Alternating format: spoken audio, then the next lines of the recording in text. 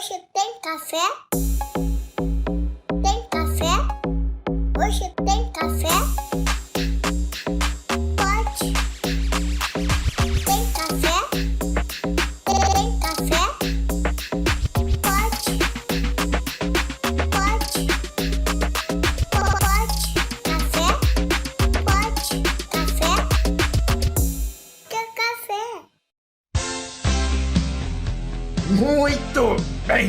Muito bem. Estamos começando mais um Pod Café da TI, podcast, tecnologia e cafeína. Meu nome é Anderson Fonseca, o Mr. Anderson, e este não é qualquer episódio. Estamos começando um episódio especial. Nós construímos uma máquina poderosa e viajamos no tempo para fazer a coletânea dos melhores momentos da terceira temporada.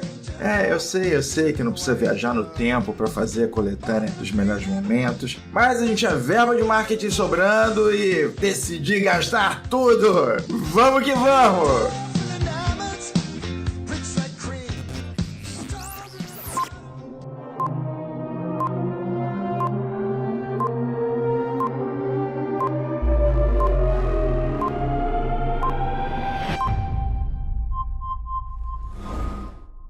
O titular de dados é cada pessoa a qual tem um dado ali, um nome, um CPF, um número de passaporte, etc., que identifica.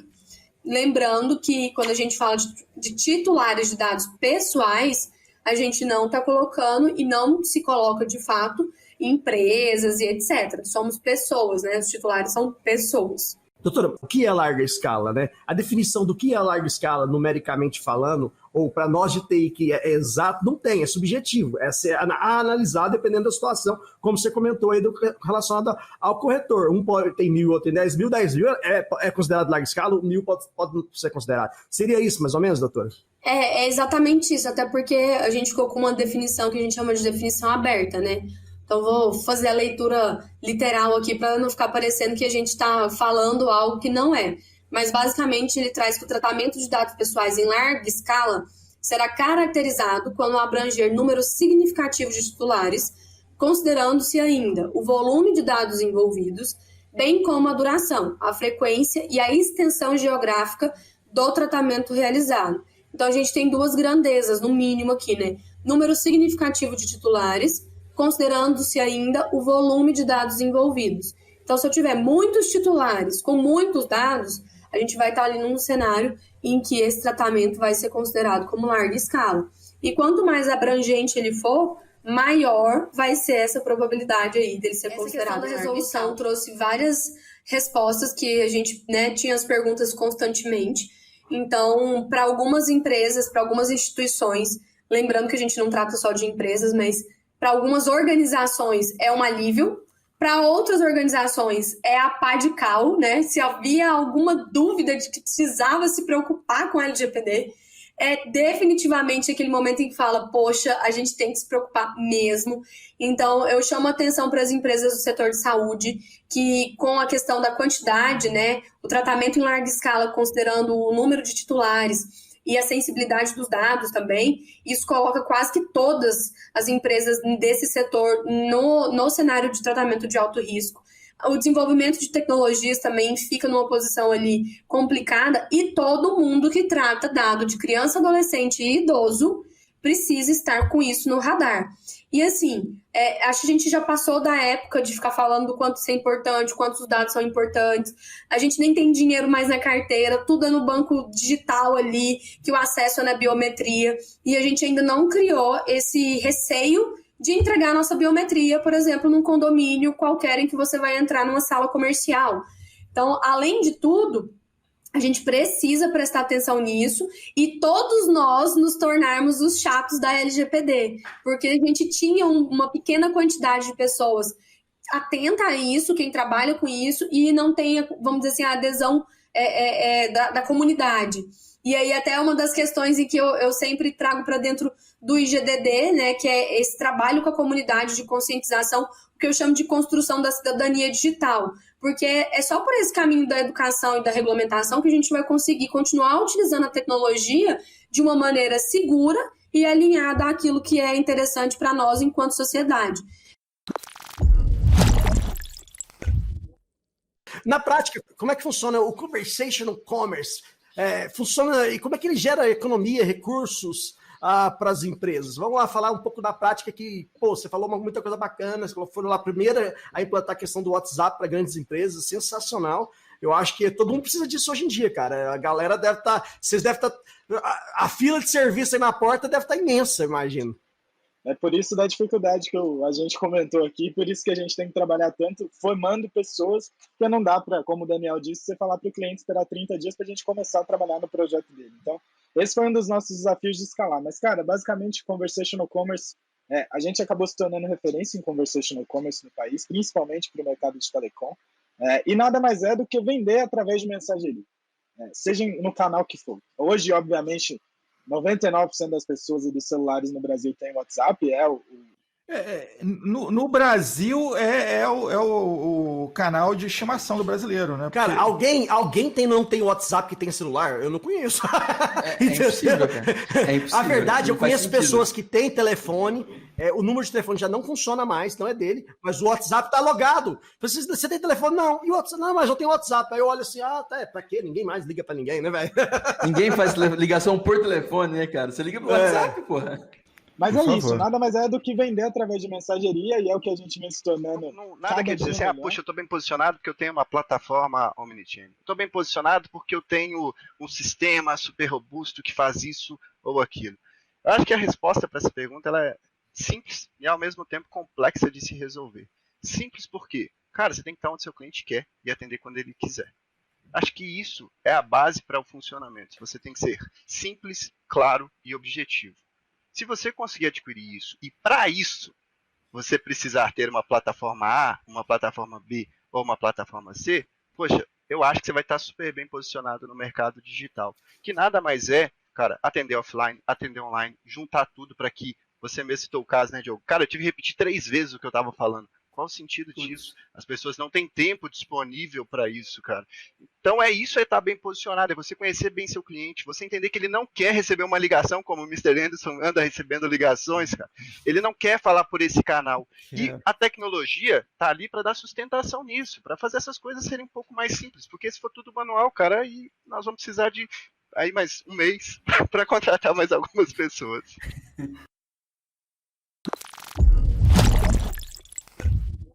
A gente estava numa discussão interna aqui sobre quando que existe conflito de interesses entre o DPO e uma outra função interna. Na minha opinião, existe na prática, não existe na teoria nem na lei, porque a lei não fala isso, nem a GDPR europeia, nem a lei brasileira.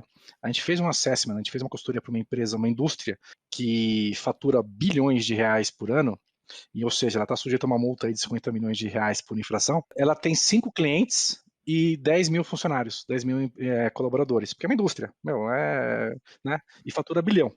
E aí, adivinha quem que a gente recomendou que fosse o DPO dessa empresa? 3 chances, né? O advogado, o cara de TI ou a pessoa do RH. Cara, acho que foi o RH, hein? Que tem 10 mil pessoas, cara. Pois é, exatamente o RH. Por quê?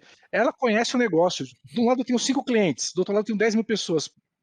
Tudo que eles estão falando de dado pessoal ali passava pelo RH. Né? Então, quem melhor do que alguém do RH para ser o DPO? Porque ele vai saber o convênio, ele vai saber por que tem um processo de admissão, ele vai saber por que dá licença, qual que é o prazo, o regulamento da empresa. Então, essa pessoa é a pessoa ideal para ser o DPO nesse caso específico, por quê? Ela conhece o limite dela, ela conhece o negócio e ela vai pedir ajuda para o RH, vai pedir ajuda para a contabilidade, vai pedir ajuda para o jurídico quando precisar. Né? Não adianta botar um cara que é o superstars, mas que ele não sabe jogar o jogo da empresa.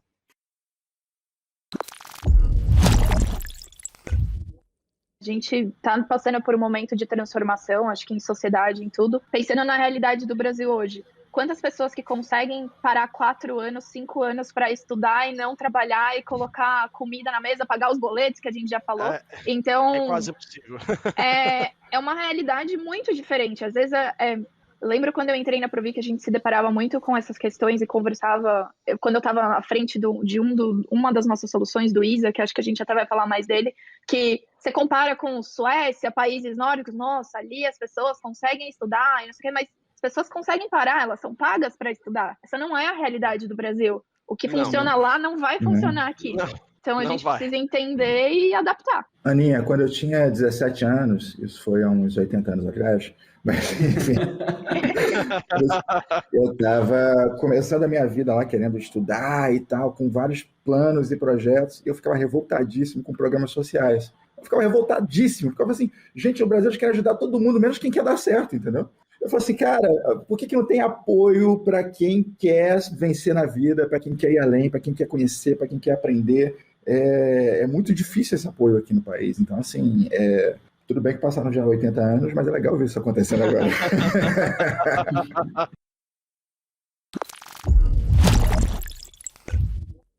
Luiz, conta pra gente por que os nossos ouvintes, os nossos clientes, não estão conseguindo fazer esse seguro de cibersegurança que é tão importante no momento de LGPD. Diogo, basicamente, os clientes, primeiro, eles têm que trabalhar com empresas especializadas no assunto. Quando eles pegam um formulário de um corretor, vai contratar o seguro cyber, o seguro, para o brasileiro que não tem uma cultura de contratação de seguro, ele tem que seguir determinadas regras. Imagine se você tentar fazer um seguro lá do seu automóvel e vai fazer a vistoria do carro sem prestar atenção nos pneus que estão carecas. Esse seguro ele vai ter pelo menos um apontamento. Quando os clientes vão no corretor lá que vende seguro de incêndio, seguro de carro, pede formulário, pede a contratação, esse corretor, em geral, ele não conhece nada de segurança da informação. Ele vai pegar esse formulário, essas informações do cliente, e vai simplesmente mandar para a seguradora. E a gente tem visto que 100% dos clientes têm alguma deficiência ou necessidade de implementação de políticas ou... aí eu estou falando coisas bem simples, né? Política de prevenções e resposta a incidentes, como muitas vezes de tecnologia, e a seguradora, óbvio que ela não vai querer aceitar um risco que ela sabe que ela vai ter que pagar um sinistro. Então, olha só, você vai contratar um seguro de R$1 milhão, a seguradora vai te cobrar, sei lá, chutar aqui, né, de cada vertical e cada volume de seguro tem um determinado percentual, mas 2%. Você vai pagar lá R$20 mil para ter esse seguro de R$1 milhão. A seguradora vai querer te dar essa garantia sabendo que ela vai ter que te reembolsar R$1 milhão? Aí não existe isso. Ela não vai... Tem que ser muito bobo, né, cara? Não existe bobo nesse mercado. O seguro é um complemento. E ele cobre, é importante que os clientes saibam, ele cobre não só indenizações, né, porque a gente vai falar disso aqui um pouquinho, não é só uma invasão que tirou dinheiro, que enfim, uma extorsão. Ela cobre, hoje a gente está falando de dados, né? Dados pessoais, que isso é manipulado, é vendido, e muito mais importante, talvez muito mais valioso que o próprio dinheiro.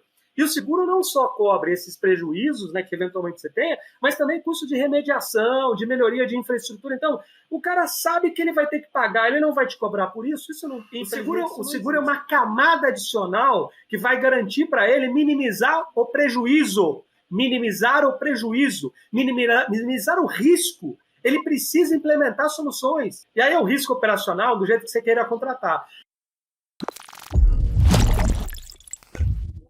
Vou fazer essa pergunta para você. Por que o Open Banking é bom para o usuário? Quais as vantagens que ele vai levar? E, Christian, mesmo com essas vantagens que ele vai explicar, se isso é seguro, esse compartilhamento do ponto de vista, entre aspas, dessa baguncinha, que não é bagunça, é um negócio organizado, a gente sabe, se isso é seguro, cara, se isso está protegido com relação à LGPD. Então, são duas perguntas assim que eu vou deixar para vocês. Um definir para quem isso é importante e outro para falar se isso é seguro ou não. Porque para o nosso ouvinte tem que entender a parte por que é importante e tem que entender que ele está safe ali com aquela questão. Bom, o Open Banking ele é importante, né, e é bom para o usuário, porque primeiro você não é obrigado a compartilhar seus dados, né, então é algo opcional. Se você não quiser, você não compartilha. E dando um exemplo muito prático, né, você pode entrar, não vou citar os bancos aqui, mas assim, você pode entrar no app dos principais bancos aí, que são os que foram os bancos obrigados, né, a fazer a adesão ao Open Banking, e você consegue ali entrar na parte, e hoje eles não estão chamando mais só de Open Banking, chamam já faz um tempo, já chamam de Open Finance, porque não é só banco, é também seguro, vão entrar também outros tipos de verticais aí dentro, e você fala, eu quero dar o consentimento, né, a palavra consentimento eu quero autorizar o compartilhamento dos meus dados para essas instituições aqui. E aí o Open Banking, ele seguiu um cronograma, né, de 4 fases. Então, esses dados foram sendo disponibilizados de acordo com a evolução do Open Banking. Então, começou ali com a fase 1, onde você tem as informações públicas, né, mais informações de canais de atendimento, produtos e serviços que você pode, os usuários têm acesso a entender, por exemplo, uma aplicação prática, saber onde estão os ATMs localizados de todos os bancos. Então, imagina que você está acessando um app, e aí, por conta do Open Banking, aquele app ele bate, né, na API de um banco, na questão do Open Banking, e a partir dali ele te traz de todos os bancos onde estão aqueles ATMs. Ele pode trazer também as taxas, né, que aqueles bancos cobram.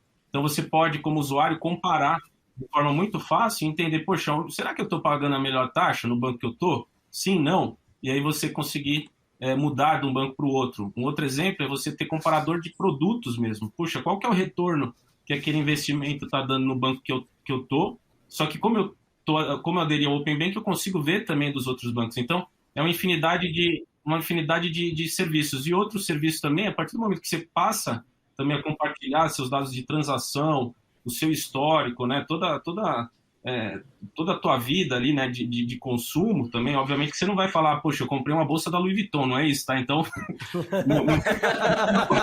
isso não acontece, tá?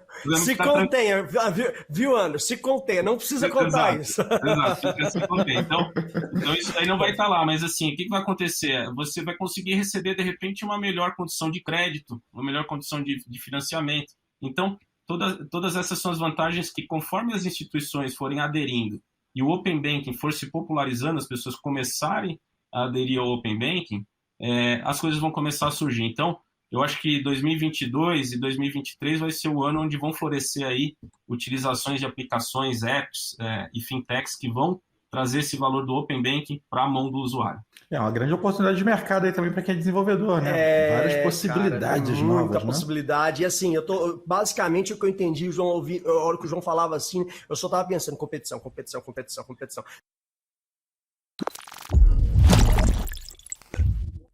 Fala pra gente aí, cara, sobre a questão avaliar programas de segurança usando MITRE ATT&CK, cara, que é algo aí que tá se falando demais, é algo que não dá para deixar de fora, né? Então, assim, eu gostaria que você falasse um pouco aí pra gente desse tema.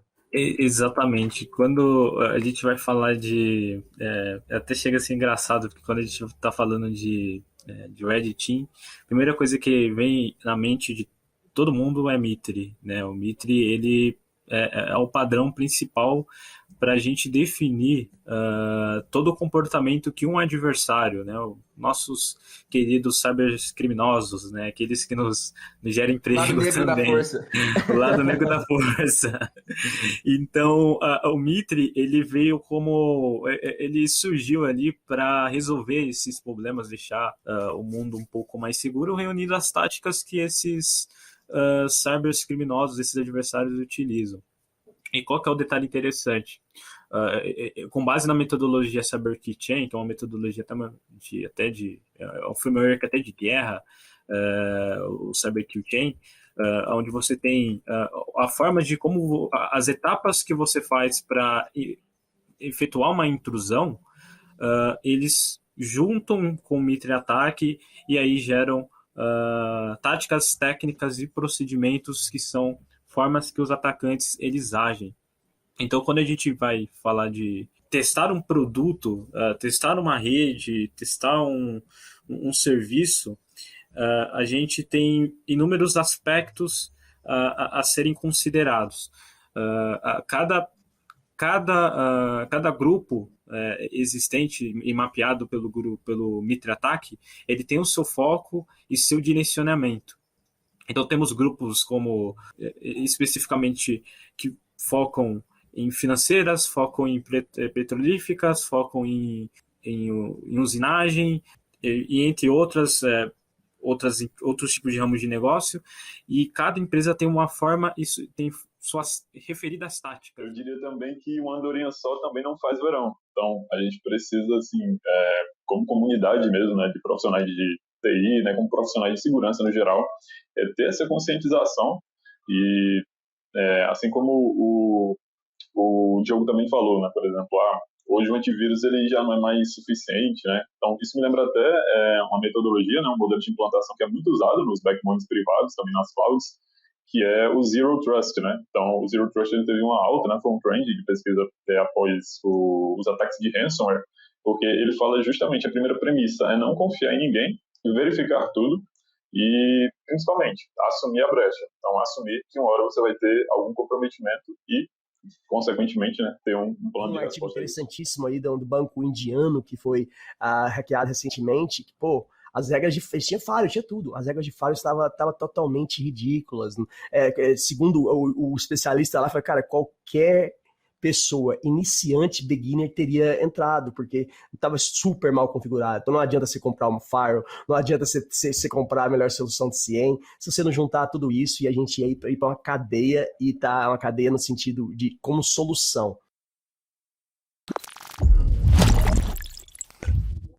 Aqui na C Software, a nossa maioria da nossa equipe é composta por mulheres, então, assim, eu falo com orgulho isso, porque, cara, elas têm as melhores ideias. A verdade é essa. Então, eu assim, concordo plenamente. Mas cara, elas têm as melhores ideias. A gente, pô... E essa história que a Silvia levantou da hora, né? Isso é outra coisa que bate. Poxa, tô com filhos, tô com isso aqui, com tantos empecilhos, né? Que talvez seja tarde pra mim. Nunca é tarde, cara. Meu geriatra disse isso. Nunca é tarde, Anderson. Vai. O Anderson, a gente costuma falar aqui, Silvio, o Anderson passou cabo nas pirâmides do Egito. Ele é muito antigo. Então a gente sempre tá conservado no formol, mas assim... Ele sabe bem o que significa caiu a ficha. Exato. Não, caiu a ficha, não. Ele é da época, assim, que... Como se eu estivesse numa conversa tomando um café aqui na minha sala. Então, assim, eu tô falando com você como se eu estivesse falando com a minha amiga, com a minha irmã, com a minha filha, com a minha comadre. Então, assim, essa proximidade, essa experiência faz muita diferença para o aprendizado das mulheres, porque a gente tem uma outra forma de aprender, uma outra forma de compartilhar conteúdo, uma outra forma de trocar experiências. Então, eu aprendi muito isso depois das comunidades. E sendo mãe de uma menina, porque eu não sei se isso estava no roteiro, mas eu precisei mudar um pouco toda a minha própria criação, porque eu sempre estive no meio dos meninos. Eu fiz engenharia, eu fiz mestrado que a maioria é homem, trabalhei em lugares que eu era a única mulher, então eu acabei criando várias cascas de não enxergar o feminino como uma potência. Isso mudou muito quando eu me tornei mãe de uma menina e pude conviver com outras mães. Então, assim, esse resgate do feminino, que tem também na jornada da heroína, foi muito isso com a maternidade. Então, assim, eu não pensava em ser mãe na época da faculdade. Depois que eu parei de trabalhar para cuidar das crianças, foi uma reinvenção total de tudo que eu acreditava e de tudo que eu estudava. Eu tive que saber o quilo do tomate e brigar com a patinadora no Carrefour. Mas tudo isso foi uma construção de quem pensava muito no lógico e no prático. E eu tive que vir para dentro de casa e resgatar a minha avó, a minha mãe, as minhas tias, o quanto que essas mulheres abriram mão e não tiveram uma carreira profissional, sabe? De se pensar como alguém pode produzir no mundo corporativo. Eu abri mão do mundo corporativo e resgatei muito das mulheres que vieram antes de mim. E eu trago toda essa força, sabe, gente, para um projeto como Elas Programam, para eu estar todos os dias no Instagram falando com as mulheres, porque eu sei do que eu estou falando. Eu sei o que é acharem que você não é ninguém só porque você não trabalha fora. Eu vi muita gente me olhar com pena, e isso me dói pra caramba, porque eu também devo ter julgado outras mães, algum momento da minha vida, de, pô, essa mulher não trabalha, ou quando ela não deixa o trabalho e passa pouco tempo com as crianças, ela é julgada também. Então, ela é julgada do mesmo jeito, né, cara? A pegada é foda, né? Tem até um livro que chama Criança Terceirizada. Eu li esse livro, eu achei o máximo na época, hoje eu já não sei, porque, assim, cada família tem sua realidade, cada mulher tem suas escolhas, a gente podia deixar as mães mais livres para escolherem. Quando eu comecei a desenvolver profissionalmente lá em 2013, 2014, não lembro exatamente, não tinha comunidade de tecnologia. Quer dizer, até tinha, mas elas eram pequenininhas e as pessoas não falavam sobre. Quando foi em 2017, foi quando eu entrei na minha primeira comunidade que eu pude tocar a comunidade. Então foi a minha primeira experiência de transferir conhecimento sem esperar nada em troca. Porque o trabalho na comunidade que a gente faz, né, de dar palestra, de dar aula, de organizar evento, de fazer parceria com empresas para poder conseguir os espaços, porque era tudo presencial, eu já fazia isso sem ganhar nada em troca. O que eu ganhava em troca era pizza, que a empresa dava lá pra gente, né? E era a realização de ver pessoas mudando de vida por um incentivo ou alguma coisa que você ensinou. Ver pessoas que eram de outras áreas conseguirem entrar em tecnologia porque você ensinou alguma coisa ou você trocou uma ideia com essa pessoa porque ela não tinha clareza nenhuma de como era o mercado. Então, por exemplo, quantas vezes em eventos, no horário do coffee, né, eu praticamente não comia porque eu tava ali trocando ideia com o pessoal e a galera vinha cheia de dúvidas de como é que é a área e dá pra entrar e como é que é ganho e como é que é o dia a dia. E ali no bate-papo você vê pessoas que iam direto em comunidades e daqui a pouco sumia, daqui a pouco aparecia pra falar assim, já que eu só vim hoje no evento te agradecer porque eu consegui um emprego X, sei lá, no iFood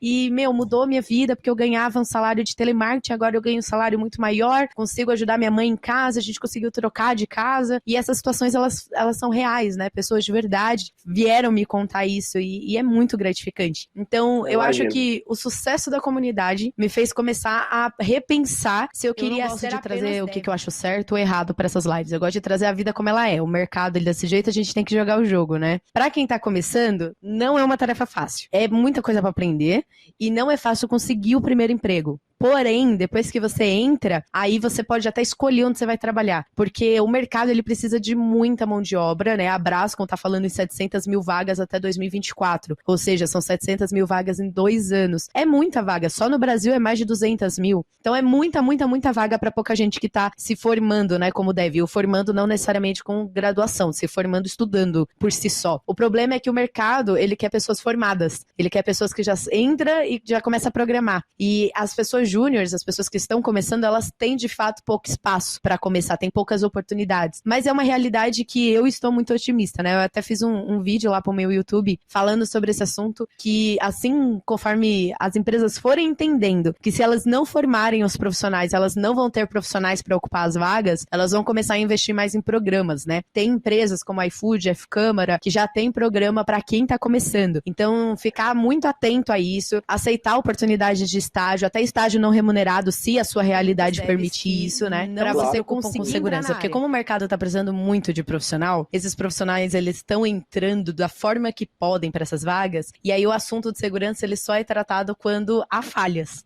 É complicado. Todo dev deveria estudar segurança, deveria saber o mínimo de security para desenvolvimento, mas ainda é uma grande falha que a gente tem que cumprir, né? Cobrir. Não é um assunto tão falado. Por mais que seja falado a parte de ataques, a parte de estudo de segurança para desenvolvimento é pouquíssimo falado. E a parte de formação é o pior, porque não tem muita coisa a respeito. Né, você tem que procurar muito especificamente por esse assunto para você poder encontrar algo necessário, algo que realmente vai fazer sentido. Eu me formei em cybersecurity porque eu gosto da área, porque eu vejo algumas outras coisas boas que devs podem tirar da área de segurança, por exemplo, programas de bug bounty. Devs em si precisam estudar segurança, mas não é ainda muito falado. A função do certificado de e-mail, como qualquer outro certificado, a autenticidade e integridade. Você tem que garantir que você está falando com quem você está falando e que aquela mensagem chegou íntegra para você. Qualquer pesquisa que você pegar de um vazamento de dados, você vai ver que 85 ou mais, né, eles vão variar, 80, 90, cada pesquisa traz, mas é sempre um número absurdo, dos vazamentos de dados, eles se iniciaram por e-mail. Ou por um phishing, ou por um spoofing, como você mencionou, no caso de receber um e-mail acreditando ser de uma empresa e ser de outra. O que o certificado te faz? O certificado de assinatura de e-mail, ele faz? Que você consiga conferir que aquele assinante é realmente quem se diz ser. Então, tem um símbolozinho no e-mail, onde você clica e tem ali os dados do assinante, o e-mail, o e-mail e o nome dele. Mas o mais legal desse certificado é que, caso esse e-mail seja interceptado e alterado, tanto o remetente quanto o destinatário recebem um aviso de que você não deve mais confiar naquele e-mail. Uau! Então, você pode criptografar a mensagem e você pode oferecer ao seu usuário a chance de ter certeza, né? Ele ter certeza de que a mensagem é aquela mesma e que ele está falando com você. Tem uma solução que chama DSS, que é uma plataforma de assinatura em nuvem que integra com qualquer dos JEDs, qualquer plataforma de gestão de documento que a empresa tiver, criada pela própria empresa ou das comerciais existentes no mercado, que inclusive a Global Sign também tem uma plataforma de gestão de documentos, já fazendo aí o gancho, mas Claro. para assinatura digital, a grande diferença que a gente tem na oferta de assinatura de documentos, é que você trabalha no mesmo formato da assinatura do e-mail. Eu valido a sua organização, o @globalsign.com, por exemplo, e a empresa dá acesso, define quem terá acesso àquela empresa. Então, independente de quantos documentos cada um vai assinar, ou se é uma API que vai assinar, por exemplo, se for automatizada como no processo dos e-mails. Assim que abre a sessão para assinatura do documento, o certificado ele é gerado e ele tem uma vida útil de 10 minutos. Se você precisa de mais de 10 minutos, outra sessão é aberta. Mas nessa sessão de 10 minutos, o certificado ele expira. Então, número 1, a chance de ter um vazamento ou alguém utilizar aquela chave privada que foi gerada, ela é reduzida a muito pouco. E você não precisa investir num HSM para instalar aquele certificado, nem no HSM em nuvem, nem nada, porque você está lidando com um certificado de vida Ele muito tem a validade dele ali, depois ele está morto. Né? Então, você tem ali um certificado que vale 3 anos, aí daqui a 4 anos você vai acessar aquele certificado e está morto. Você só vê o cadáverzinho ali, né? Você não tem nada, né? Então, E aí, aquilo conta tem pra validade gente qual que é o porém e o X da questão. Se você não tem o carimbo do tempo embutido naquele certificado, para que você passe essa informação para a sua assinatura, quando você verifica a assinatura do contrato, você vai chamar pelo certificado. Criou uma hash e ele chama pelo aquele certificado que gerou aquela hash. Só que aí quando bate lá na lista de revogação do certificado, ele consta lá, então a mensagem volta como inválida. E aí aquela assinatura não tem mais validade. É claro que o que você vai ter que provar, se você for na justiça, você vai ter que provar todo o caminho que foi feito para aquela assinatura, mesma coisa da assinatura eletrônica, né? Por que a assinatura eletrônica você consegue provar? Se você provar o caminho que fez para aquela pessoa, se você conseguir provar com ela, vale. A nossa lei diz que um aperto de mão sela um contrato. Se você Só provar, que dá mais trabalho. Exatamente. Se você Vai dar mais provar que as trabalho. duas pessoas fizeram isso por livre e espontânea vontade. O caminho que você vai fazer para isso é mais difícil. Quando você tem um certificado digital que já possui o carimbo do tempo, quando você chama por ele chama pelo certificado, mas ele também chama pela data e pela hora. E aí você vê que naquele momento aquele certificado estava válido. E aí a resposta volta como válida, mesmo com o certificado vencido.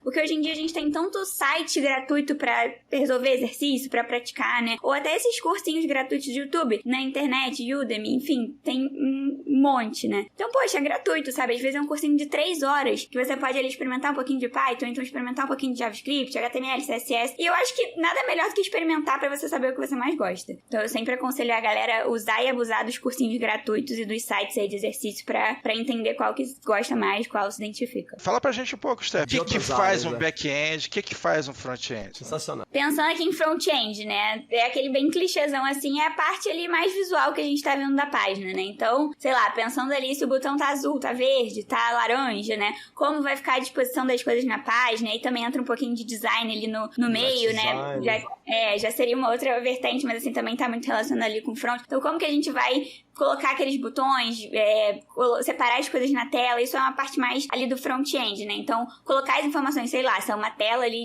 de um aluno, né? De um cadastro. Então, vai mostrar ali as informações daquele aluno na tela. Então, essa parte mais visual é o front-end da aplicação. Quando a gente pensa no back-end, é o que tá mais ali nos bastidores, né? Essas nossas informações, pensando ali no cadastro, no mesmo exemplo. Essas nossas informações são guardadas em algum lugar, né? No caso, nos bancos de dados. Então, o back-end é que vai fazer essa comunicação do front-end com o banco de dados, fazer ele intermediar essa comunicação para que a gente consiga capturar os dados que a gente precisa e entregar ali pro front, né, pro usuário consiga acessar, enfim, olhar as informações que ele precisa. A grosso modo seria isso, né? Não, massa, mas é essa a parada, essa é a explicação. Porque o cara e são dois universos, na verdade, né? Tem muita coisa para se estudar em front, né? A gente fala hoje em UX, o cara lá, User Experience, né? Criando toda a experiência do usuário, né? Aquela coisa. Eu acho que se a gente comparasse com um carro, né? O cara dirigiu um Lada e o cara dirigiu uma Ferrari, tem uma distância grande de possibilidades. Onde é que ficam os botões, o que cada coisa faz e tal. E o cara do back-end também é outro universo, porque a gente está falando de motor, né? Tá falando de motor, tá falando de tanque de combustível, de onde as coisas são armazenadas, para onde elas vão, como elas são feitas. Então são dois universos importantes. Como é que se dá esse processo de análise de fraude, de prevenção, de fraud control and prevention, vamos dizer assim, né? Como é que ele se falou do Shodan, então falou do como a galera que tá querendo começar, que tem muita gente aqui, ouve a gente que fica louco querendo escolher qual área. Eu quero trabalhar com TI. Cara, TI é amplo. Porque, cara, TI é amplo. Você quer ser dev, você quer ir trabalhar com segurança. Então, segurança e dev são coisas que tá em falta no mercado, estão em extinção. E tá tendo a competitividade externa, que nem você falou, o pessoal comprando passe, entre aspas, né, pra levar o cara pra fora, e às vezes o cara pode trabalhar de home office também, às vezes se o cara não quer ter visto patrocinado, às vezes o cara deve, tá tendo oportunidades, então o mercado está extremamente carente, e aí acontece que o mercado brasileiro também tem aquela coisa, né, que às vezes tá querendo o cara pronto já, e tá na hora eles perceber que não vai ter e começar a formar, a gente já falou isso aqui algumas vezes, começar a formar, começar a treinar, porque não vai ter como, e o pessoal precisa entender isso. E aí a gente falando como é que dá essa análise, né, do Fraud Control e Prevention, como é que isso funciona na vida real, vamos dizer assim, o Moisés? É legal que você citou que TI é vasto, eu comparo sempre TI com medicina. Do tipo, eu quero ser médico, de quê? De né? quê? Porque o genérico, se você tiver um problema de ritmo do coração, nem cardiologista resolve. Já tem uma especialidade dentro da especialidade para resolver. E aí, quando a gente entra dentro dessa área de prevenção e fraude, eu comecei a falar de medicina, vamos continuar falando de medicina. Como é que a gente sabe que o paciente está vivo, se ele não está se comunicando? A gente bota um monitor cardíaco nele. Então lá, coração, tum, tum, tum, aquela linha para cima e para baixo, linha para cima e para baixo. E aí, o que a gente vê? Que primeira coisa, não existe detecção de fraude de um ambiente cego. E tem quando a gente fala de segurança, vamos falar de segurança. Olha para sua mão, se ela tiver 5 dedos, se ela não tiver, quer dizer que você é privilegiado. Se ela tiver 5 dedos, você vai entender que toda a segurança da informação se resume na sua mão. Existe um dos órgãos mais respeitados em segurança, chama-se NIST, N-I-S-T, que é um órgão de segurança da informação americano. Ele é governamental. E ele divide a área de segurança em 5 partes. A descoberta, a proteção, a detecção, a resposta e a recuperação. Né? Aí fica os nomes em inglês lá, o Discovery, Protection, Detection, Response e Recovery. E ali, cara, a primeira coisa é descobrir o que tem na sua rede. Quem está falando com você? Sem log, sem telemetria, sem visibilidade, você tá navegando com vento sem olhar o vento, sem saber que velocidade você está e tudo mais. Prevenção de fraude começa com informação.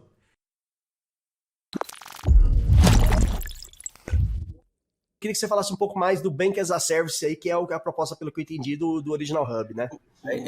Legal, Diogo, isso aí, porque o Banco Original ele é precursor nesse tema no país, né? Ele, em 2016, tanto que o domínio openbanking.com.br é do Banco Original. Uau, você digitar na internet. Então, o banco, na época, ele já tinha uma visão de que as plataformas do banco deveriam ser abertas. Então, o conceito que hoje o mercado qualifica como Bank as a Service nasceu lá atrás, com o Banco Original chamando de Open Banking. Então, à medida que a Inglaterra avançou com o conceito de Open Banking muito mais na linha de compartilhamento de dados, o Banco Central aqui do Brasil também se apropriou desse conceito por uma jornada muito mais ampla, né? E buscando uma abertura do mercado do sistema financeiro para mais competitividade e redução de custo para o consumidor. Então, na agenda Bacen tinha, vamos fazer com que os bancos troquem os dados dos clientes, se o cliente assim permitir. Então, hoje no Brasil, o Open Banking, que se transformou em Open Finance, um termo muito mais abrangente. Muito mais amplo que só o Open Banking, né? Banking, né? Porque banking, gente, é mais depósito, saque, é o dinheiro na conta, é pagamento. Mas quando você vai para o Open Finance, você entra mais na parte de seguros, você entra mais na parte de capitalização, previdência, investimentos. Quer dizer, todo um outro universo que aí engloba o sistema financeiro como um todo. Tem muito mais dinheiro envolvido no processo, muito mais dados envolvidos muito no processo. Mais gente, né, cara? Não precisa muito ser necessariamente um banco ou uma fintech, pode ser uma empresa ali que queira ter um serviço e começar a oferecer a questão do Bank as a Service. Com o Open Finance, o Open Bank, cara, eu acho que a tendência da gente ver marketplace em tudo que é lugar é muito grande, né, Alex? De repente você tá ali navegando, sei lá, na sua revista favorita e tem lá alguma coisa pra você comprar, entendeu? É isso. E o Open Finance, ele vem para contribuir para que o consumidor possa ter o seu histórico de informações compartilhado com a empresa que ele quiser. Né? A gente, quando faz tem uma história num banco, você opera a sua conta, você paga contas, você toma crédito, empréstimo, você tem a sua fatura de cartão, paga o seu cartão, a sua história está confinada naquele banco, nas bases de dados daquele banco. Mas o que era necessário fazer é permitir que outros bancos, e por uma opção nossa como consumidor, a gente possa levar esse dado para onde eu quiser. É sua história, né? A história do consumidor. Não vai ficar preso naquele banco, eu vou ficar o resto da vida amarrado aquele banco, aquele gerente lá, aquela caixa quadrada, né? Que literalmente tem que financiar só naquela caixa quadrada, entendeu? Eu poderia ir para outro lugar às vezes. É isso. E aí, quando você fala assim, olha, eu quero abrir uma conta aqui no banco original, o banco original fala, tudo bem, mas eu estou te conhecendo agora. Você preenche o seu cadastro, me dá o seu CPF, quer dizer, para você... o banco não te conhece e você também está chegando no banco pela primeira vez. Então, aquela relação, ela começa do zero. E aí, não, você fala, não, mas seu banco original, eu vou te mandar o conteúdo das minhas transações de crédito, do meu cartão, que eu tinha lá no outro banco. E aí você lá no outro banco autoriza aquele banco, né, mandar aqueles dados. E aí o banco original recebe e fala assim, mas peraí, o Diogo aqui, ele já tem um limite de cartão de crédito aqui de uns 45 mil reais. Então, opa, quem dera. Para ele aqui, já vamos dar um limite pro Diogo aqui de 50 mil reais. Tá bom, né, Diogo? Opa. Vou ali comprar uma moto agora. Então, o banco te conhecendo, a sua oferta de produto muda. O relacionamento que você tem nesse banco novo muda. Então, todo o Open Finance que o Banco Central está regulamentando aí, ele vem para contribuir para a melhoria dos serviços, da prestação de serviços financeiros para os clientes, para os consumidores. Você acha que vem por aí com relação ao Open Finance? Quais seriam as próximas etapas aí, que até o Original Hub também, né? Pensando qual que seria, já pensando, deixando de falar um pouco de Open Bank, falando um pouco de Open Finance, que a gente sabe que o Open Bank está sendo por etapas, né? Começou lá atrás e vai ser concluído. Então é bem interessante, eu fico bem curioso para saber aonde nós vamos chegar e o que a gente pode tirar disso, entendeu? Diogo, na parte do Open Finance, o Banco Central ele definiu as chamadas fases, né? São 4 grandes fases, onde os produtos e serviços vão se encaixando nessas fases, né? O cronograma de implementação disso se alonga ao longo desse ano, segue certamente para o ano seguinte. Então, isso é uma jornada de transformação de muitos anos, né? Todos os bancos têm que estar se adaptando, cada banco tem uma tecnologia diferente, tem um tempo diferente, né? Então, conciliar essa agenda com todo o sistema financeiro é um esforço muito grande. De fato, como o Anderson falou, é de tirar o chapéu do Banco Central que nós temos hoje, o trabalho que o time lá vem fazendo para realmente colocar o país num patamar diferente do planeta em relação ao compartilhamento de informações, né? E essa jornada de fases e novas funcionalidades também tem no Pix. Quer dizer, o Pix, a gente conhece muito aqui a transferência Pix. Você, na verdade, quando você manda dinheiro de uma pessoa para outra, você está fazendo uma transferência, e essa transferência é o que a gente chama aqui do P2P, né? o consumer to consumer. Então, é um relacionamento sem geração de custo, sem cobrança do tarifário, quer dizer, é o uso do consumidor do sistema financeiro. Esse, gente, é o prelúdio de um grande livro.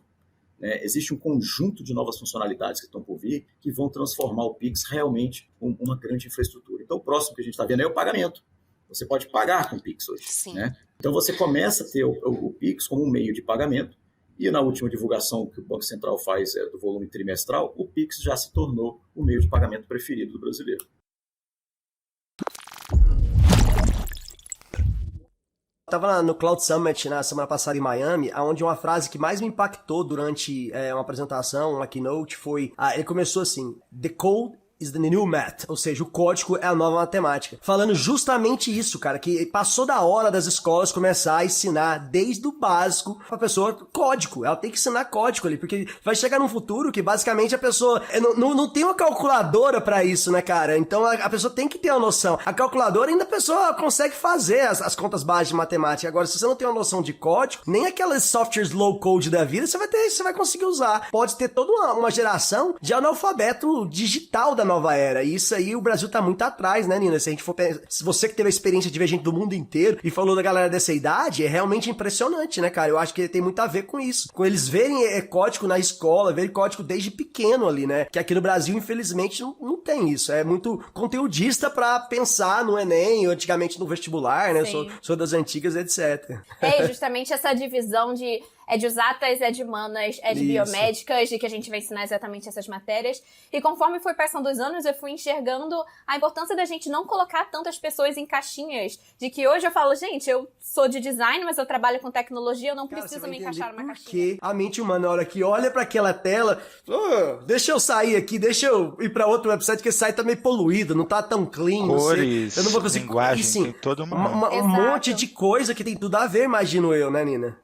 Total psicologia das cores, como Mr. Anderson falou. Mr. Anderson. Toda a parte também de como que a gente vai dispor as coisas, como que as pessoas leem as telas, tipo, visualmente. Então, e essa questão que eu falei da gente quebrar esses silos, essas caixas. Eu comecei engenharia, eu nunca achei na minha vida que eu iria me interessar por psicologia. Tipo assim, a Nina de 16, 17 anos nunca achou que isso faria sentido. Só que eu lido com pessoas, então eu preciso entender como que elas pensam, como que elas agem. Então existe até um site, Laws of UX, de leis de UX, que são leis da psicologia aplicadas ao universo de interfaces como um todo. Isso de disposição, essa parte da gente também, a gente não gerar um esforço cognitivo muito grande para os usuários, né? Se tem muitas opções, se as coisas estão muito grudadas, tipo, isso gera um incômodo, quando você falou uma poluição visual. Existem diversos conceitos por detrás, pessoas que estão aí há centenas, milhares de anos pensando nisso e que a gente consegue adaptar para a interface, sabe? E é uma reunião de vários conhecimentos. Psicologia, marketing utiliza muito isso. Então, conhecimentos antigos de marketing, de como você desenvolver ali um produto visualmente, né? A ordem que as pessoas leem, porque as pessoas tendem a levar os olhos para um determinado lugar, né? Tem mais inteligência artificial que estuda aonde que as pessoas costumam colocar o dedo.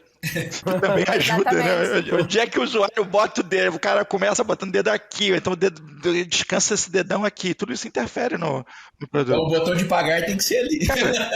Exatamente. Mapa de calor. O botão de pagar tá sempre no mesmo lugar. Ele tá ali, ó, direita embaixo.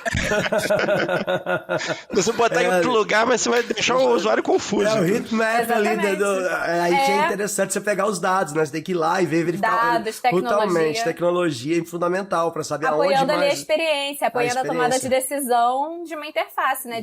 Para onde as pessoas olham, onde que elas clicam, elas estão clicando em lugares que não são clicáveis, significa que temos algum problema, precisamos ajustar. Então é da gente trabalhar ali em conjunto com diversas áreas e utilizar todos esses dados aí a nosso favor, né?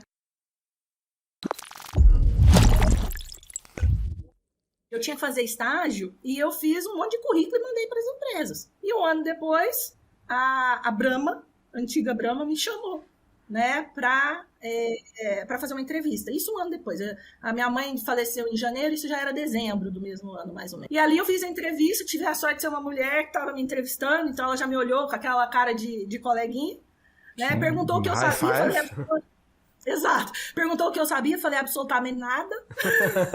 Mas tô disposta, que é verdade, tá? E tô disposta a aprender absolutamente tudo, porque o curso que eu fiz não era um curso para ser field, que era o que eu seria lá, né? Técnica de campo. Era um curso de informática industrial, eu sabia mexer com torno, com sensor, eram outras coisas, né? Era muito mais voltado para mim. E ela falou, você tá disposta a aprender, então vamos lá. E aí, comecei na área de tecnologia e não pesquisar aquela pergunta que te fizeram a vida inteira e aquilo pelo qual você quer ser lembrado. Eu falei, a pergunta que me fazem a vida inteira é como é que eu sou mulher e tô na área de tecnologia, como é que eu cheguei onde eu cheguei. Foi mais ou menos a pergunta que vocês me fizeram. Eu falei, eu posso falar de equidade de gênero na área de TI. Eu falei, mas nossa, eu não pesquisei nada, faltou uma semana para eu fazer a pré-defesa na banca, né? Aí falei, vou arriscar. E eu falei, mas é um tema meio de psicologia, né? Eu tô no mestrado profissional de tecnologia, como é que eu vou associar, né, com ESG, essas coisas, né? De sustentabilidade, né? Enfim. Escrevi um e-mail pro professor todo cuidadoso, né? Olha, professor, o que você acha desse tema, tal? E mandei. Eu falei, mandei e fui dormir. Eu falei, vou dormir. Aí ele respondeu pra mim, olha, adorei. Eu falei, agora ferrou. Eu tô errado, eu tenho uma semana pra pesquisar tudo que eu deveria ter pesquisado de 1 ano e meio. Bom, resumindo, eu peguei Covid nessa semana, as coisas não são fáceis. Peguei Covid nessa semana, mas eu tinha feito uma pesquisa lá, submeti na banca, passou. Cara, mas é muito difícil fazer uma pesquisa sobre esse tema, porque ele envolve psicologia, ele envolve antropologia, envolve a própria área de tecnologia da informação, condições econômicas. Então, você imagina você olhando tudo isso, né, e pensando em como que eu ia montar isso ao longo do tempo. Bom, resumo. Fiz o mestrado e nesse ínterim Por isso que eu falo, você não pode desperdiçar as oportunidades que a vida te dá. Eu estava bem ferrada de trabalho, tinha entrado na PEX, estava fazendo a tese, então estava horrorosa, né? Super ocupada. E aí, recebi o convite para um livro de equidade de gênero, de mulheres na tecnologia. Eu falei, pô, meu sonho é escrever um livro e tal. Como é que eu vou deixar isso passar? Mas talvez eu não entregue a tese. Eu falei, vou fazer tudo. Dormir é uma mera formalidade, né?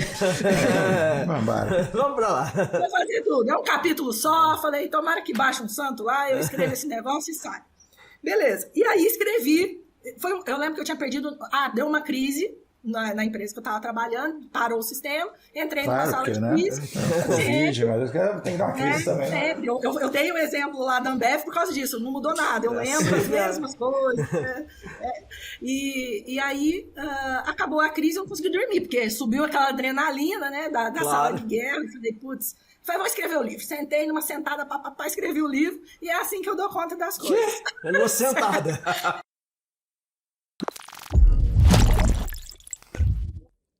O que esses grupos hackers estão fazendo de suborno para pessoas, para poder conseguir uma credencial, para poder vazar dados, tipo, de maneira legítima. Tem gente oferecendo grana para que as pessoas forneçam credenciais para eles entrarem na rede, para eles entrarem na empresa, no ambiente da empresa via VPN, e aí lá dentro eles fazem o estrago. Sim, ataque interno. Isso tem subornando. Isso tem acontecido muito. Inclusive, cara, é um dos temas da nossa maior preocupação que a nossa empresa está olhando aqui agora, que nos últimos 2 anos até agora era a parte de Endpoint Management. A gente está olhando muito para PAM, né? Privileged Access Manager, justamente para controlar esse tipo de situação. Porque a gente viu aí N situações, N empresas no Brasil e fora, que foi justamente acesso interno que aconteceu. E aí, cara, você pode ser o cara que caiu num golpe de engenharia social, pode ser o cara que realmente vendeu, um mau caráter que vendeu seus credenciais ali por um motivo ou outro. Enfim, PAM, Privileged Access Manager, é o novo negócio assim que as empresas têm que começar a olhar. E quando eu olho para o mercado brasileiro, principalmente, estava conversando esses dias com o Moisés, amigo meu, e ele está em Londres, cara, e é uma preocupação muito grande, né? Essa questão de acesso interno. E isso aí é realmente... eu acho que é o novo menino dos olhos da galera do Dark Side, e a gente precisa ficar de olho nisso, viu, cara? Porque senão vai ter muito problema. Uma das ferramentas que aparecem aí que ajudam, né, nesse tipo de caso é o tal do user behavior, né? Então, tipo, tem muita empresa hoje oferecendo ferramenta que analisa o comportamento do usuário. Vamos supor que o usuário X é um desenvolvedor e ele só tem que mexer com código. Chega em algum momento, esse cara vai e faz um acesso de credencial e entra num banco de dados de produção. Mas por que esse cara deveria entrar no banco de dados de produção? Assim, eu não participei da escolha do Desktop Central, mas eu consigo falar assim, os motivos pelos quais a CT provavelmente adotou ele.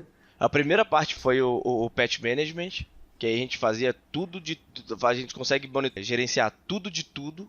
Então, seja de aplicativos terceiros, seja Patch Zero Day, seja Patch Non-Security Update, ou seja Security Update. A gente consegue gerenciar isso tanto para as 3 plataformas, né? Porque também a gente tem que levar isso em consideração. Então a gente tem uma suíte mais completa para Windows, mas a gente consegue fazer os updates ali também em Linux e na plataforma da maçã, né? Do macOS. Uhum. Isso foi uma das coisas que a gente precisava de uma ferramenta que contemplasse os três sistemas operacionais aí. A suíte de suporte. Hoje ainda a gente está com pouco mais da metade do nosso parque é Windows. E aí tá em uns 15%, de Mac e uns outros 25, 35% de Linux. Pro Windows, a gente gosta muito da suíte de suporte. É fenomenal aquela coisa de você poder fazer um browsing de arquivos, abrir um terminal remoto na máquina, tipo, pelo web browser ali. Não, tem muita coisa ali. Você mexe no gerenciador de processos da máquina. Pro time de suporte, isso foi um ganho, assim... Eu posso falar que foi um ganho enorme, porque com o VNC o básico que você tinha ali era acessar a máquina remota e fazer o suporte. Ali no Desktop Central você tem algumas outras ferramentas que te ajudam a nem atrapalhar o cara que tá lá trabalhando. Isso é sensacional, realmente. E tá ao seu clique, né, cara? Você vê lá a máquina, já vai lá, clica, conecta, remoto e já resolve o problema. Isso aí é algo que todo mundo sempre fala, pô, funciona bem demais. Ou nem conecta, né? Dá um comando no terminal, resolve o problema. Já resolve sem conectar, às vezes. Puta, aí é o sonho, né, cara?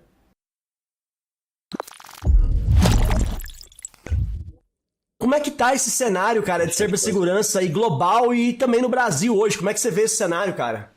Cara, de forma global, e fazendo até analogia ao Brasil aqui, porque eu coloco o Brasil nesse mundo como um todo, acho que desde que surgiu, entrou a pandemia, a coisa tomou uma proporção completamente diferente, sabe? O home office abriu uma possibilidade, assim, infinita de hacking. Se a gente for pegar a segurança da informação, ela tem os seus pilares de sustentação desde a década de 80, lá com Orange Book, depois com o amadurecimento de tudo isso. Ela tem seus pilares lá, controle de acesso físico, controle de acesso lógico, usuário, ela tem aquelas coisinhas que movem a segurança, mas nesse meio do caminho, né, vamos dizer assim, de 92 para cá, algumas coisas entraram no meio da jogada como o BioD, como os dispositivos que chegaram, né? E com a pandemia, ou com essa revolução digital, chega no mundo o IoT, né, cara? Pô, IoT é maravilhoso, é uma dádiva, é tudo legal, é tudo bonitinho e tal, mas como eu brinco lá nos posts lá, tudo tem um Dark Side of the Moon, né? Tudo tem um Pink Floyd na jogada aí, né? Um lado negro da parada que mostra o lado escuro da lua, né? Então hoje você ter toda a tua casa conectada, você ter tudo isso e tal, isso é uma porta de abertura, assim, pra tua casa e pra tua empresa de uma forma totalmente escancarada. Ninguém fecha a porta. O pessoal instala uma lâmpada digital, ninguém tá tudo fala bem, sobre tá tudo isso, certo. né, cara? Ninguém fala, cara. Ninguém tá preocupado com o ursinho de pelúcia isso. do teu filho que filma e que grava música, sabe? Aquele negocinho, totemzinho de cactozinho que você fala e ele grava a tua voz e fala de novo, tudo. Você tem uma conexão, skate elétrico, essas paradas. Ninguém fala nisso, né? E nisso tudo tem o lado escuro da parada, que é o que dá pra se fazer, né, nesse mundo todo. Então, cara, a revolução que aconteceu no mundo digital de 2, 3 anos pra cá foi bem significativo com essa chegada do IoT, ou a expansão e a divulgação do IoT, os grupos de ataque que foram criados, cara. Você tem grupos hoje para healthcare, você tem grupos para insurance, você tem grupos para financial, você tem grupos para governo, sabe? O mundo parece que meio que entrou no nível de maturidade avançado. E o mercado brasileiro começou a exportar ataque, né?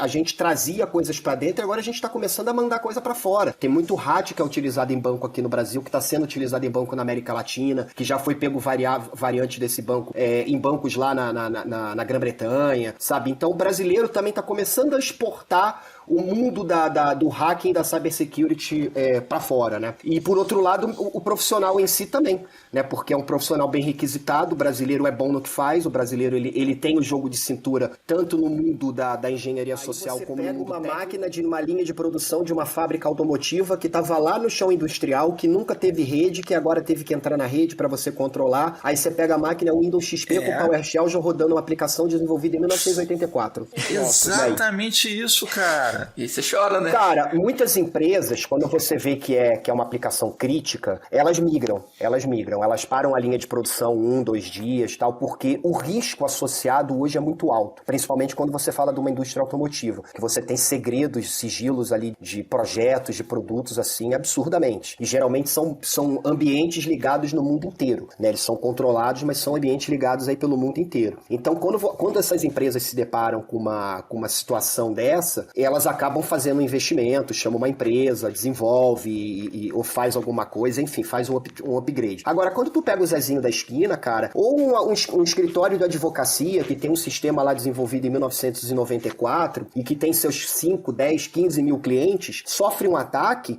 e aí? E aí, o cara instala uma câmera lá, o cara entra na câmera, fica a pé da vida com ele, entra na câmera, da câmera entra na rede do cara, instala o ransom, acaba com a rede dele toda, pede um resgate, e aí? Será que vai valer o investimento que você não fez? O que você vai pagar em Bitcoin vale o que você deixou de pagar para poder pensar em segurança no seu ambiente, entre aspas, pequeno, e que é extremamente visado no mundo de hoje?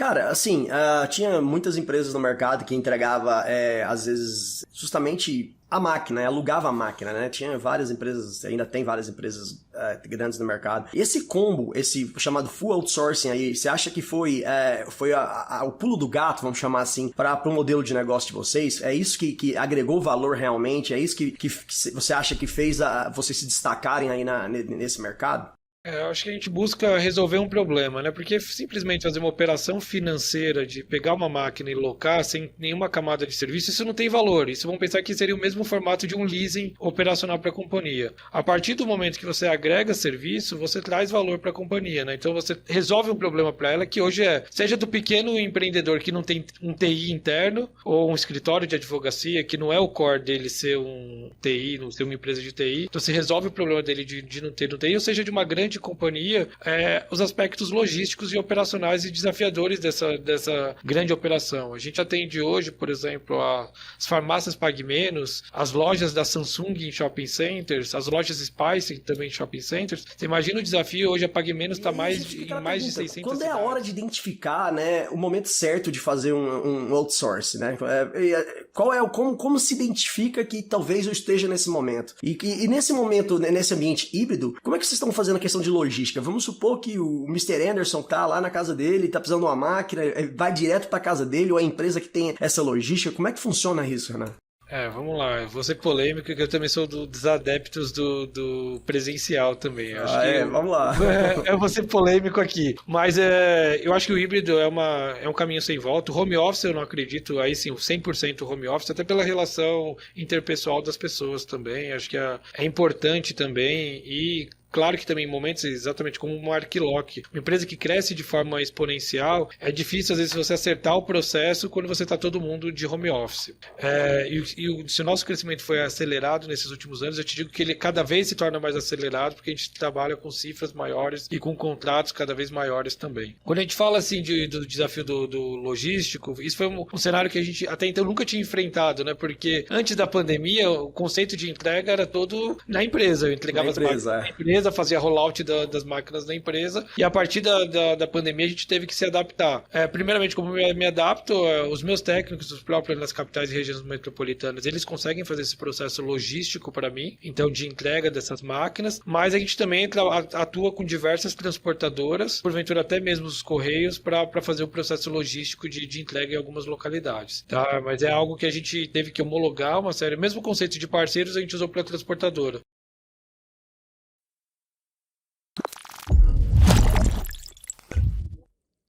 Eu cheguei para uma reunião, gente, eu acho que eu demorei semanas filtrando, porque cheguei na reunião, começaram a falar das soluções e tal, e um dos gestores resolveu apresentar. Legal, um gestor falando de um assunto técnico, eu já pensei, vai dar ruim. Aí eu falei para ele, olha, este ponto não é exatamente como você está falando. E eu ainda falei assim, porque a minha vontade era de falar, cala a boca, que tá tudo errado. Mas aí você vai tentar ser gentil, aí é o que o cara apronta. E fala assim, não, você não entendeu direito. Aí eu pensei... Detalhe, ele estava falando de banco NoSQL. E aí ele falou que eu não entendi direito. Eu falei, Aí uma das meninas que estava comigo falou, não, se acalma. Porque eu falei, não, é sério. Aí sabe qual é a pior parte? Ele pegou e falou assim... Se você ler o artigo da Dani Monteiro, ela tá falando sobre isso.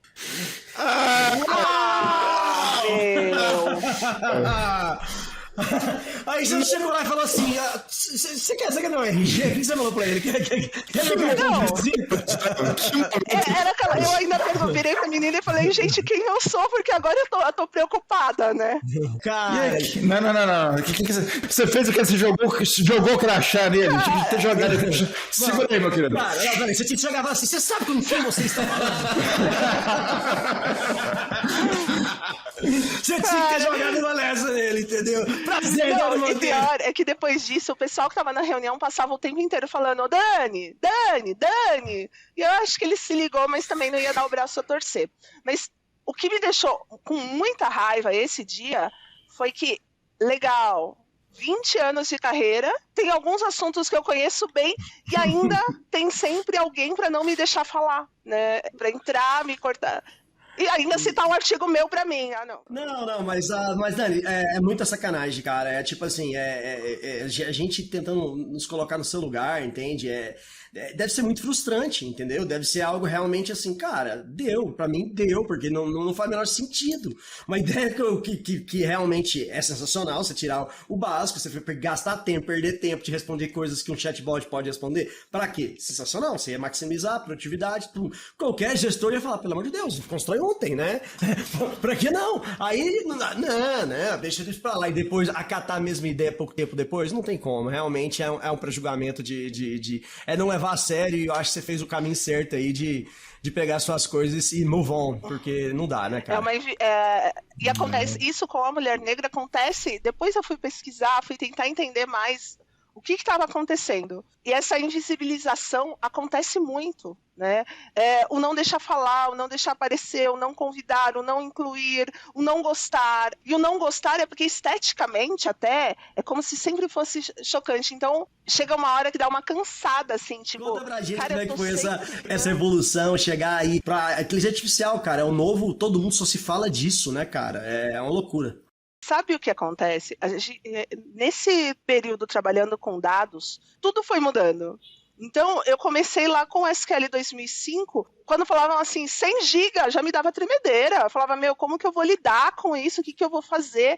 Então, eu fui acompanhando esse crescimento do volume de dados e as necessidades que foram chegando. Como que eu processo, como que eu limpo, como que eu governo, como que eu entrego. E aí, o que começou a me trazer muita inquietação com a inteligência artificial foram as possibilidades e a qualidade dos dados gerados. No mestrado, a minha pesquisa foi sobre qualidade de dados em bancos de dados relacionais, mas tinha um aspecto que eu não abordei da forma que eu queria, que era a diversidade. Porque se eu não tenho dados diversos, como que eu começo a utilizar a inteligência artificial? Até que ponto ela me ameaça? Então, quando eu comecei a mexer mais com inteligência artificial, era porque eu queria saber até que ponto eu me sentia insegura com ela.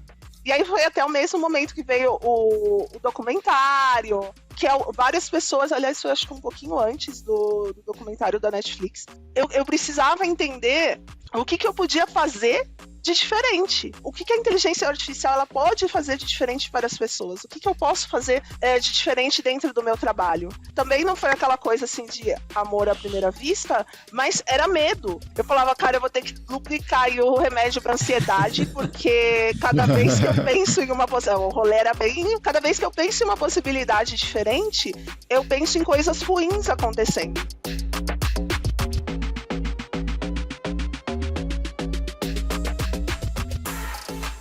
Este foi mais um episódio da 3ª temporada do Pod Café da TI. Um oferecimento AC Software, liderança em soluções para gerenciamento de TI. Se você quer sugerir um tema ou falar com a nossa equipe, escreva para podcast@podcafeti.com.br. Edição e mixagem Marcos Gonçalves, locução e edição de áudio @MarcosGNC.